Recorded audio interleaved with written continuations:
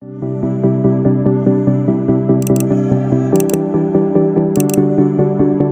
Suci Perjanjian Lama, Kitab 2 Tawarikh bab 25. Raja Amasya. Amasya berumur 25 tahun pada waktu ia menjadi raja, dan 29 tahun lamanya ia memerintah di Yerusalem. Nama ibunya ialah Yoadan dari Yerusalem. Ia melakukan apa yang benar di mata Tuhan, hanya tidak dengan segenap hati.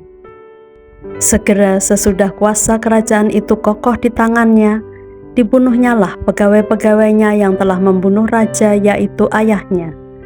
Tetapi anak-anak mereka tidak dihukum mati olehnya, melainkan ia bertindak sesuai dengan apa yang tertulis dalam Taurat, yakni kitab Musa, di mana Tuhan telah memberi perintah, janganlah ayah mati karena anaknya, janganlah juga anak mati karena ayahnya, melainkan setiap orang harus mati karena dosanya sendiri.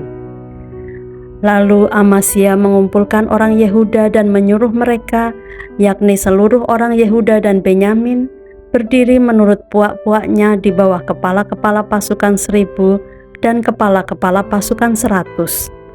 Ketika ia menghitung mereka yang berumur 20 tahun ke atas, didapatinya 300.000 teruna yang sanggup keluar berperang dengan tombak dan perisai.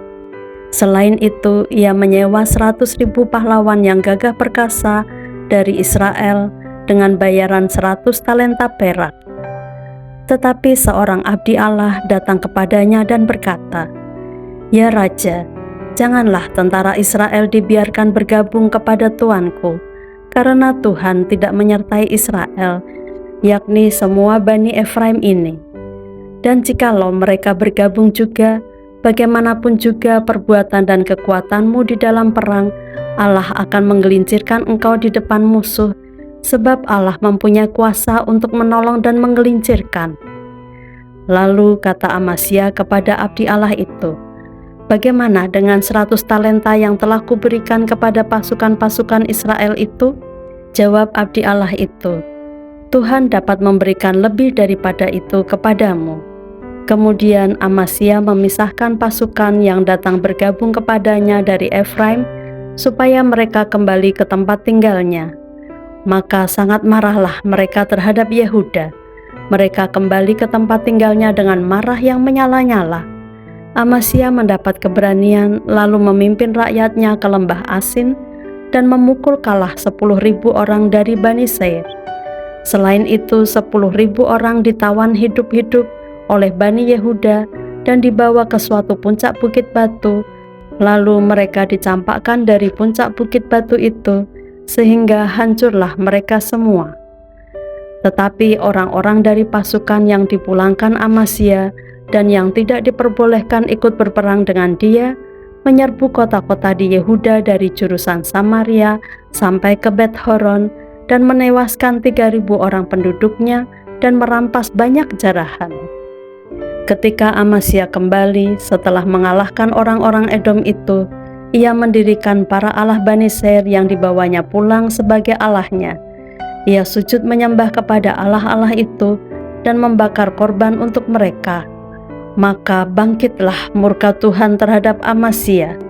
Ia menyuruh seorang nabi kepadanya yang berkata, "Mengapa engkau mencari Allah suatu bangsa yang tidak dapat melepaskan bangsanya sendiri dari tanganmu?"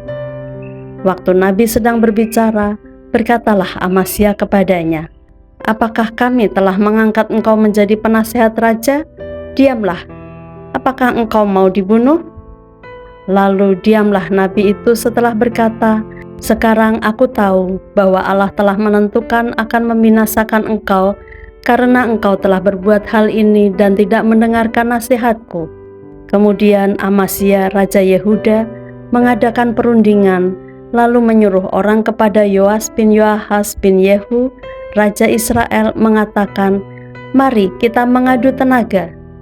Tetapi Yoas raja Israel menyuruh orang kepada Amasya raja Yehuda mengatakan, "Onak yang di Gunung Libanon mengirim pesan kepada pohon aras yang di Gunung Libanon, bunyinya, berikanlah anakmu perempuan kepada anakku laki-laki menjadi istrinya." Tetapi binatang-binatang hutan yang ada di gunung Libanon itu berjalan lewat dari sana lalu menginjak onak itu. Pikirmu engkau sudah mengalahkan Edom, sebab itu hatimu mengangkat-angkat dirimu untuk mendapat kehormatan. Sekarang tinggal saja di rumah. Untuk apa engkau menantang malapetaka sehingga engkau jatuh dan Yehuda bersama-sama engkau? Tetapi Amasya tidak mau mendengarkan, sebab hal itu telah ditetapkan Allah yang hendak menyerahkan mereka ke dalam tangan Yoas, karena mereka telah mencari Allah orang Edom. Sebab itu majulah Yoas raja Israel, lalu mengadu tenagalah mereka, ia dan Amasya raja Yehuda, di Bet-Semes yang termasuk wilayah Yehuda. Yehuda terpukul kalah oleh Israel, sehingga masing-masing lari ke kemahnya. Yoas raja Israel menangkap Amasya raja Yehuda, anak Yoas bin Yoahas di Bet-Semes. Lalu Yoas membawa dia ke Yerusalem. Ia membongkar tembok Yerusalem dari pintu gerbang Efraim sampai ke pintu gerbang sudut 400 hasta panjangnya. Sesudah itu ia mengambil segala emas dan perak dan segala perkakas yang terdapat dalam rumah Allah dan yang berada di bawah pengawasan keluarga Obed-Edom, juga perbendaharaan istana raja dan orang-orang sandera. Kemudian pulanglah ia ke Samaria. Amasya bin Yoas raja Yehuda masih hidup 15 tahun lamanya sesudah Yoas bin Yoahas raja Israel mati. Selebihnya dari riwayat Amasya dari awal sampai akhir, bukankah semuanya itu tertulis dalam kitab raja-raja Yehuda dan Israel? Sejak Amasya menjauhi Tuhan, orang mengadakan persepakatan melawan dia di Yerusalem, sebab itu larilah ia ke Lakis. Tetapi mereka menyuruh mengejar dia ke Lakis, lalu dibunuhlah ia di sana.